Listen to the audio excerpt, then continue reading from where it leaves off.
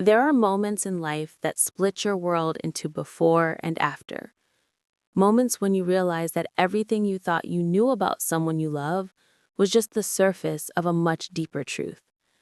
This is the story of one of those moments.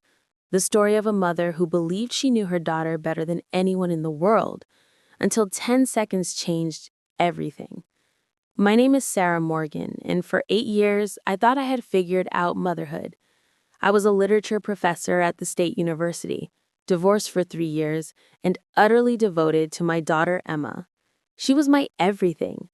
A quiet child, yes, a bit reserved, certainly, but I saw those traits as signs of thoughtfulness, of depth.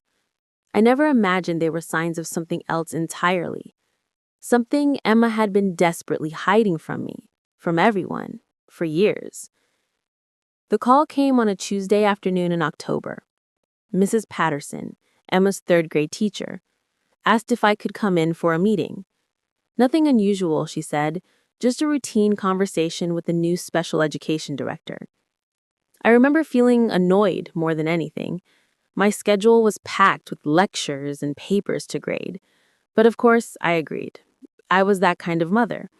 The kind who showed up to every parent-teacher conference, every school event, every possible opportunity to be involved. The meeting was scheduled for 3:30, right after Emma's dismissal time. I arrived early, as I always did, and waited in the administration building. The hallways smelled like floor polish and old books, a scent I found oddly comforting given my profession. Through the window, I could see children streaming out of classrooms, their voices echoing through the corridors like a symphony of youth and energy. Then she walked in. Dr. Catherine Wells, the new special education director. She was in her late 50s with silver hair pulled back in a neat bun and eyes that seemed to see right through you. There was something about her presence that commanded respect even before she spoke. She shook my hand with a firm grip and introduced herself with a warm but professional smile. We made small talk for a few minutes. She told me about her 30 years of experience in special education, her work in various districts across the country, her passion for helping children who slipped through the cracks of traditional educational systems. I nodded politely, wondering where this was going. Emma was doing fine academically. Her grades were solid. She never caused trouble. What could possibly warrant a meeting with the special education director? Then, Dr. Wells suggested we observe Emma during outdoor recess. Just for a few minutes, she said. I followed her to the playground, my confusion growing with each step. The autumn air was crisp, carrying the laughter of dozens of children playing tag, swinging on monkey bars, kicking soccer balls across the worn grass. It took me a moment to spot Emma. She was standing near the fence, away from the main groups of children, watching them with an intensity I'd seen before but never really questioned. Dr. Wells stood beside me, silent, her eyes fixed on my daughter. 10 seconds. That's all it took. 10 seconds of watching Emma stand there, her small hands gripping the chain link fence, her head tilted slightly as if analyzing every interaction happening around her. 10 seconds, and Dr. Wells leaned closer to me and whispered words that would haunt me for weeks to come. She's hiding something. I felt a jolt of defensive anger surge through me. How dare this woman, who had never met my daughter before today, make such a judgment in 10 seconds? I opened my mouth to protest, but Dr. Wells raised her hand gently, her expression kind but firm. Please, she said. Just watch her for a moment. Really watch her. So I did. And for the first time in 8 years, I saw what I should have been seeing all along. Emma wasn't just standing there quietly. She was observing, studying. When a group of girls approached her, I watched my daughter's face transform. Her posture shifted, her expression changed from serious to cheerful in an instant that seemed almost mechanical. She smiled, but the smile didn't quite reach her eyes. She laughed at something one of the girls said, but the laugh sounded rehearsed, like a line delivered in a play. When the girls walked away, Emma's face fell back into that intense, watchful expression. She looked exhausted, like someone who had just finished performing a demanding role. My heart began to pound in my chest. "What are you saying?" I asked Dr. Wells, my voice barely above a whisper. "She's saying that your daughter has learned to camouflage herself, and children only do that when they feel fundamentally different from everyone around them, when they believe that showing their true selves would be unsafe or unacceptable." I felt like the ground was shifting beneath my feet. Camouflage? My Emma? The little girl who I tucked in every night, who loved fairy tales and drew elaborate pictures of imaginary worlds, who told me she loved me a dozen times a day? What could she possibly be hiding? Dr. Wells suggested a comprehensive evaluation. She mentioned terms I'd heard before but never applied to my own child. Autism spectrum, social communication challenges, sensory sensitivities. I wanted to reject it all immediately. Emma wasn't autistic. She couldn't be. I would have known, wouldn't I? That night, I couldn't sleep.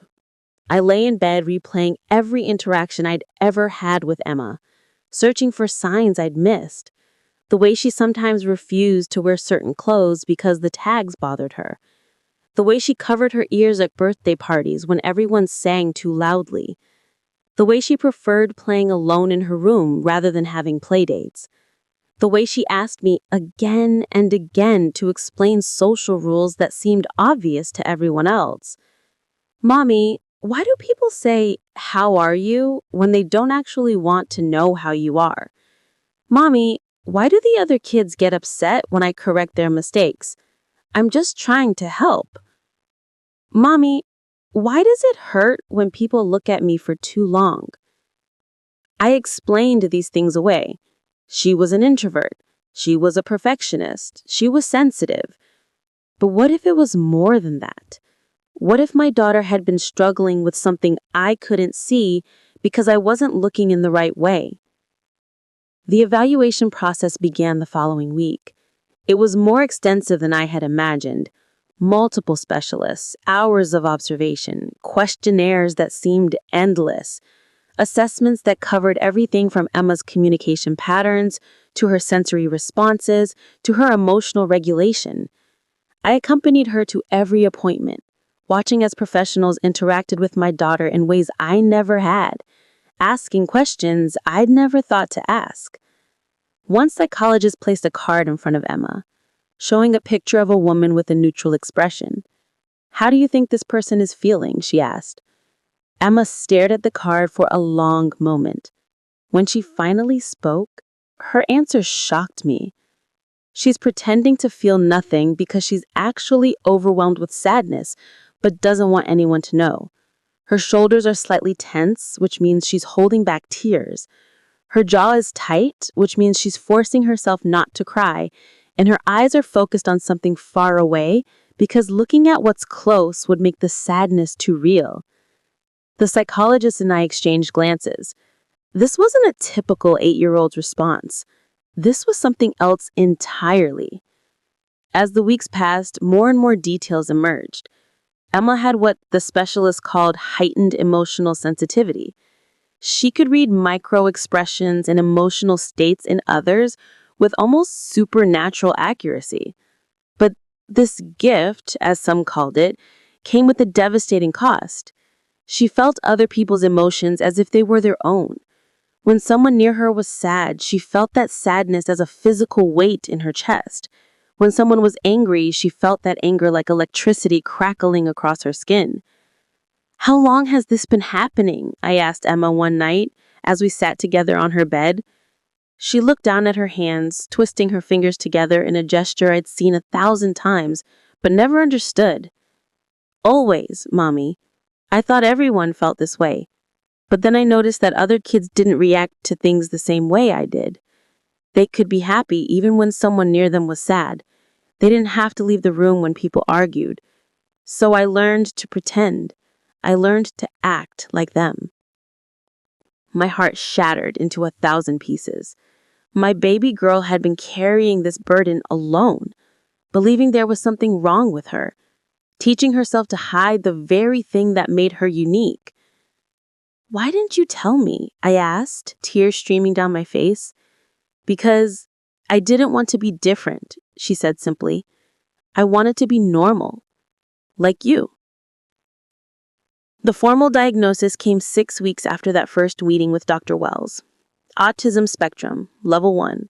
High functioning, as some people call it, though the specialist cautioned against that term. Emma's autism presented differently than the stereotypical image most people had. She could make eye contact, though it exhausted her. She could carry on conversations, though she had to consciously think through every social rule that came naturally to others. She could read emotional cues, though she felt them so intensely that it became overwhelming. She also had what they called twice extensionality, gifted intelligence combined with a learning. The applause was thunderous, but what moved me most were the children who approached Emma afterward. Kids who whispered to her that they felt different too, that they'd been hiding parts of themselves, that her words made them feel less alone. Emma had become what she needed when she was younger, someone who understood, someone who noticed, someone who said it's okay to be exactly who you are. As for me, I'm still learning, still unlearning, still trying to be the mother Emma needs rather than the mother I thought I should be. I've connected with other parents of autistic children, sharing experiences and strategies and moments of frustration and triumph. I've become an advocate at Emma's school and beyond, pushing for better understanding and accommodation for neurodivergent children. I've also had to confront uncomfortable truths about myself, about the ways I valued conformity without realizing it, about the subtle pressure I put on Emma to be normal, even as I claimed to accept her uniqueness, about the privilege of never having to mask my own neurotype because I happen to fit the expected mold. This experience has changed how I teach as well. I look at my university students differently now. I wonder how many of them are masking, how many are exhausted from pretending to be something they're not, how many would flourish if given the space and support to be authentic. I've started incorporating more diverse teaching methods, offering alternatives to the traditional lecture and test format, creating spaces where different kinds of minds can engage with literature in different ways. The other day, Emma came home from school buzzing with excitement. She'd been selected to help train teachers about neurodiversity, about what it's really like to be an autistic student, about what helps and what doesn't. "They want to learn from me, Mommy," she said, her eyes shining. "They think I have important things to say." And she does. We all do when we're given permission to speak our truth instead of performing someone else's version of who we should be. I think often about those 10 seconds. 10 seconds of observation that changed everything. 10 seconds that revealed what years of loving attention had somehow missed. I used to feel ashamed about that. Guilty that it took an outsider to see what I should have seen. But I've learned to reframe it. Yes, I missed signs. Yes, I could have done things differently. But once I knew, once I truly understood, I changed everything. I became the advocate Emma needed. I created the environment where she could finally stop hiding. That's what matters in the end. Not whether we get it right the first time, not whether we have all the answers from the beginning, but whether we're willing to see when someone shows us a truth we've been missing. Whether we're willing to change when change is necessary. Whether we're willing to love someone enough to let them be fully themselves, even when that self is different from what we expected. Emma is 11 now. In 3 years, she's grown in ways I never could have imagined. She's still autistic. She still has sensory sensitivities and social challenges and days when the world feels overwhelming. But she's also confident, authentic, unapologetically herself. She knows her strengths and her challenges. She advocates for herself when she needs accommodations. She helps other kids who feel different or alone. She's also discovered a passion for writing, stories mostly, about characters who are different from everyone around them. Characters who discover that their differences aren't flaws, but powers. Characters who learn to stop hiding and start living. I read her stories with tears in my eyes, recognizing my daughter's journey in every word. Last week, she showed me a new story she'd written. It was about a girl with the ability to feel everyone else's emotions. For most of the story, the girl saw this ability as a curse. She tried to shut it down, to build walls around her heart, to stop feeling so much. But in the end, she learned that her heightened empathy was the very thing that allowed her to heal the broken world around her. She could feel where the pain was. She could recognize the hidden hurts. She could offer comfort precisely because she understood suffering so deeply. "Do you think it's any good?" Emma asked, nervous as always when sharing her writing. "I think it's beautiful," I told her honestly. "I think it's true." "It's my story, Mommy," she said. "But it's also everyone's story. Everyone who's ever felt too much or too different or too anything. Everyone who's ever had to hide." She was right. Her story was universal, even as it was uniquely hers. That's the paradox of difference. The more specifically we tell our individual truths, the more others recognize themselves in them. I want to leave you with the question. Actually, several questions. Look at the children in your life. Really look at them. Are you seeing who they actually are, or are you seeing who you expect them to be?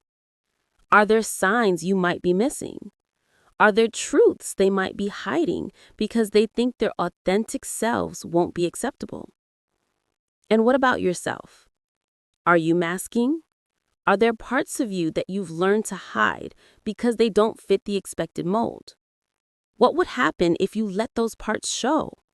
What would happen if we all created spaces where people could be authentically themselves, differences and all? These aren't easy questions. They weren't easy for me to confront, and they might not be easy for you. But they're important. Because somewhere right now, there's a child standing by a fence watching others play, hiding something fundamental about themselves. Somewhere right now, there's a parent looking but not truly seeing. Somewhere right now, there's someone who needs to hear that being different isn't being wrong. Emma was hiding something. She was hiding herself, her real, authentic, beautifully complex self. She was hiding because she learned that different meant wrong, that feeling too much was a flaw, that being who she truly was would make her unacceptable. But she's not hiding anymore, and the world is richer for it. What about you? What have your experiences been with children who are different? Have you witnessed the struggle of masking? Have you experienced it yourself? Do you know someone who needs to hear that their authentic self is not just acceptable, but valuable? Share your thoughts in the comments. Your story might be exactly what someone else needs to hear today. If this story resonated with you, if it made you think or feel or see things differently, consider subscribing to this channel. We share real stories about real people navigating the beautiful, messy, complex reality of being human. Stories that don't have neat endings, but have truth. Stories that matter. And when you're done here, watch the next recommended video. Another story is waiting for you. Another truth that might change how you see the world. Another reminder that being different isn't being less. It's just being authentically, courageously, beautifully you.